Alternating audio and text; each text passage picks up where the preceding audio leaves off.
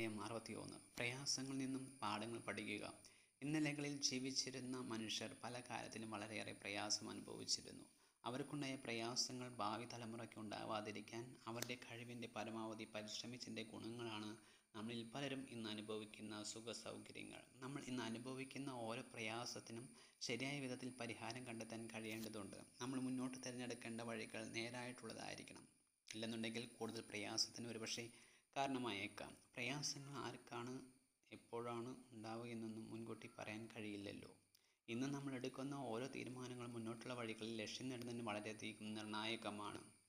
പ്രയാസങ്ങളെ അഭിമുഖീകരിക്കുക എല്ലാവർക്കും അത്ര എളുപ്പമല്ല. ഒരാൾ അനുഭവിക്കുന്ന പ്രയാസങ്ങൾ എത്രത്തോളമാണെന്ന് മറ്റൊരാൾക്കും ഒരു പരിധി വിട്ട് മനസ്സിലാക്കാൻ ഒരുപക്ഷെ സാധിച്ചെന്ന് വരില്ല. നമ്മൾ ഭൂരിഭാഗം ആളുകൾക്കുമുള്ള പ്രയാസങ്ങൾക്ക് പ്രധാന കാരണങ്ങൾ സാമ്പത്തിക ബുദ്ധിമുട്ട്, രോഗാവസ്ഥകൾ, ദുരിതങ്ങൾ എന്നിവയൊക്കെയാണ്.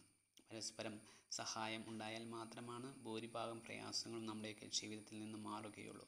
ഓരോ പ്രയാസങ്ങളും നമ്മളിൽ നിന്നും വിട്ടകലാൻ അതിൻ്റെതായ സമയം നമ്മൾ ഓരോരുത്തർക്കും ആവശ്യമാണ്. അതുവരെ ക്ഷമയോടെ നേരായ രീതിയിൽ പരിശ്രമിച്ചേ മതിയാകുള്ളൂ.